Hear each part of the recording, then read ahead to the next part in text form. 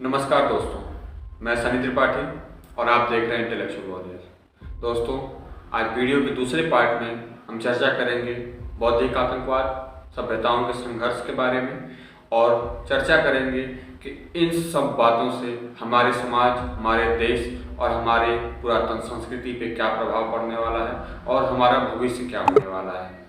Video के अंत तक बने रहिएगा और लाइक करना, सब्सक्राइब करना ना भूलिएगा। दोस्तों, आज के करोड़ों साल पहले जब धरती पे जीवन की उत्पत्ति हुई और धरती पे जीवन की उत्पत्ति के साथ साथ ही संघर्ष की भी उत्पत्ति हुई। संघर्ष सर्वाइव करने का, संघर्ष अपनी वंश वृद्धि का, संघर्ष अपने आप को विस्तारित करने का और संघर्ष अपने आप को प्रतिस्थापित करने का। और ये संघर्ष जीवन के पहले दिन से उत्पन्न हुआ है और जब तक धरती पे जीवन रहेगा एक दूसरे के बीच में संघर्ष होना अनिवार्य है। यानी हम संघर्ष से भाग नहीं सकते। दोस्तों, हमारे समाज में एक चीज़ हमें सिखाई जाती है, शांति के साथ रहना, शांति के साथ रहना। लेकिन क्या ये संभव है कि आप शांति के साथ रह सकते हैं? शांति केवल अस्थायी चीज़ है।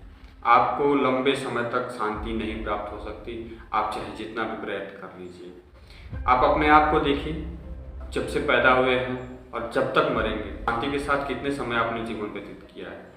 तो मित्रों, ये शांति एक छलावा मात्र है। हम कभी भी शांति काल में नहीं रह सकते। इसी तरह से हमारी सभ्यता भी है। हम चर्चा करेंगे सभ्यताओं और समाजों के संघर्ष के बारे में। मित्रों, आपको और हमें सबको पता है कि आज दुनिया की सबसे प्राचीन और पुरातन सभ्यता हमारी सनातन यानी हिंदू धर्म की सभ्यता है। तो आज के 2100 साल पहले एक सभ्यता का जन्म हुआ जिसका नाम था ईसाइयत, और आज के 1400 साल पहले एक सभ्यता का जन्म हुआ जिसका नाम था इस्लाम। दोस्तों, आज आधुनिक वैज्ञानिक रिसर्चों से हमें ज्ञात हो चुका है कि हिंदू धर्म जो है पूरी दुनिया का प्राचीन और पूरी दुनिया में फैला हुआ धर्म था। लेकिन आज की डेट में क्या स्थिति है, आपसे और किसी से छिपा नहीं है। ये हमारी संस्कृति केवल भारत में सिमट के रह गई है। जो सभ्यता कभी ईरान से लेकर कंबोडिया तक फैली हुई थी, आज केवल एक छोटे से भूभाग भारत में रह गई है और उस भारत में भी ये सभ्यता सुरक्षित नहीं है। आपको आश्चर्य होगा कि ये सभ्यता भी भारत में करीब करीब 8 से 9 राज्यों में अल्पसंख्यक हो चुकी है। भारत करीब 150 जिलों में इस सभ्यता के मानने वाले लोग 50% से कम हो गए हैं और एक अनुमान माना गया है कि 2035 तक भारत के 50% जिले हिंदू सभ्यता को मानने वालों से 50% कम हो जाएंगे। मित्रों, जो सनातन हिंदू सभ्यता कभी मिस्र, ईरान, मेसोपोटामिया, बांग्लादेश, पाकिस्तान, अफगानिस्तान, चीन, कंबोडिया तक फैली हुई थी, आज वो केवल भारत के छोटे से भूभाग में बस सिमट के रह गई है। क्या कारण है इसका? और अगर हम सचेत न हुए तो आने वाले समय में ये हिंदू सभ्यता भी विनाश की ओर बढ़ती जा रही है। अगर आप आंकड़ों पर ध्यान दें तो इस्लाम ने अब तक अपने जन्म से लेकर करीब करीब 270 करोड़ लोगों की हत्या की है। इसी तरह से ईसाई धर्म ने करीब करीब 110 करोड़ लोगों की हत्या की है केवल कैथोलिक चर्च के कहने पे, जिसमें से 90 लाख तो केवल महिलाएं थीं। आज के ईरान और प्राचीन पर्सिया में पारसी धर्म को मानने वाले लोग रहा करते थे। जब उस पर एक पाशविक और क्रूर इस्लामिक आक्रमणकारियों ने हमला किया तो केवल और केवल 20 सालों में ही पारसी धर्म पूरी तरह से समाप्त हो गया और एक नए इस्लामिक राष्ट्र का जन्म हुआ जिसका नाम पड़ा ईरान। आज मुट्ठी भर पारसी भारत में आए और यहाँ पे शरण ली। आज दुनिया में पारसी धर्म को मानने वाले अगर केवल बचे हैं तो वो भारत में बचे हैं। यानी केवल 20 सालों में ही पारसी सभ्यता का पूरी तरह से विनाश हो गया। ठीक इसी तरह से 20 सालों में ही मेसोपोटामिया को पूरी तरह से इस्लामिक राष्ट्र बना दिया गया। दोस्तों, जब पूरी दुनिया की अनेक अलग अलग सभ्यताओं पे जब पाशविक और क्रूर सभ्यताओं ने आक्रमण किया तो उनके छोटे बहुत बचे हुए लोग हमारे भारत में शरण लिए। लेकिन क्या हो अगर भारत में ये स्थिति उत्पन्न हो तो भारत के लोग कहाँ जाएंगे? क्या कोई इस्लामिक देश भारत के लोगों को शरण देगा? क्या कोई ईसाई देश भारत के लोगों को शरण देगा? जी नहीं। भारत के लोगों का केवल और केवल अंतिम होमलैंड भारत ही बचा है। यदि भविष्य में भारत में ऐसी परिस्थितियां उत्पन्न होती तो आपके पास क्या विकल्प है? आपके पास क्या तैयारी है? क्या आप वही चीजें दोहराएंगे जो कश्मीरी हिंदुओं ने दोहराई थी? अपने हाथों से अपनी बेटियों को जिंदा जला दिया ताकि उनका रेप ना हो। आज कश्मीर में ही एक समय में ही 4.5 लाख कश्मीरी हिंदुओं को अपने ही देश में पलायन करा दिया गया। ये था एक शांतिप्रिय सभ्यता पे एक क्रूर सभ्यता का आक्रमण। आपके दिमाग में कुछ धूल जमी होगी, उसको साफ करने के लिए मैं आपको ज़्यादा पुराने समय में नहीं ले जाऊंगा। आपको केवल 1906 में ले चलता हूँ, जब मुस्लिम लीग का भारत में गठन होता है। सन 1906 में मुस्लिम लीग ने पूरे भारत के मुसलमानों को अपने पीछे गोलबंद करना शुरू किया। 1946 के आम चुनावों में मुस्लिम लीग ने मुस्लिमों के लिए सुरक्षित सीटों पे 74.7% मतदान प्राप्त किया।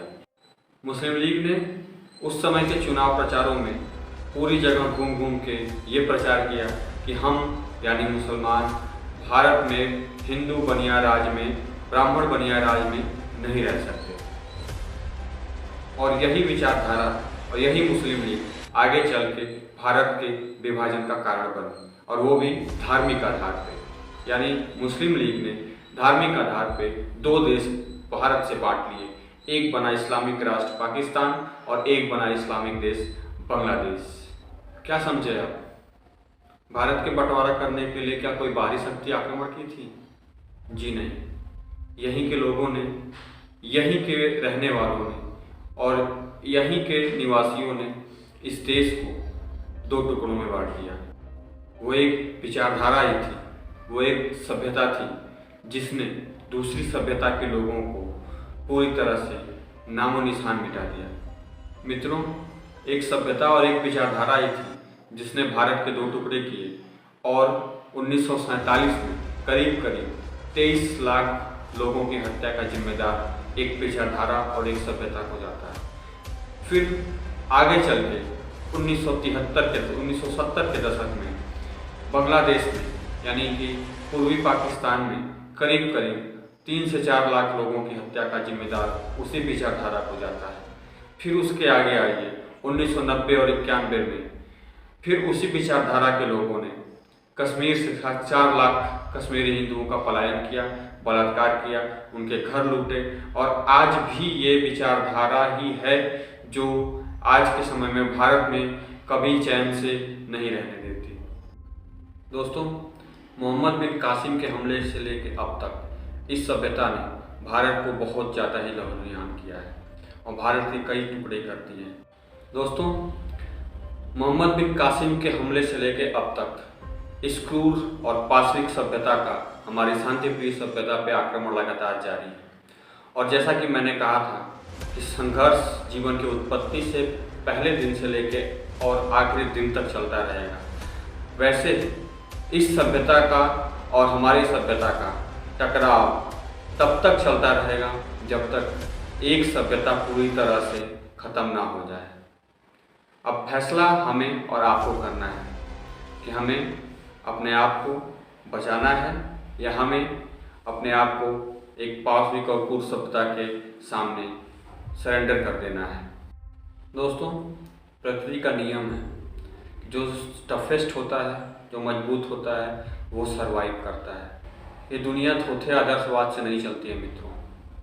ये आदर्शवाद और शांति की बातें केवल शांति काल और आदर्श समाज में ही अच्छी लगती हैं, लेकिन जब आप जंगल में हो तो वहाँ पे आदर्शवाद आपका नहीं चलेगा।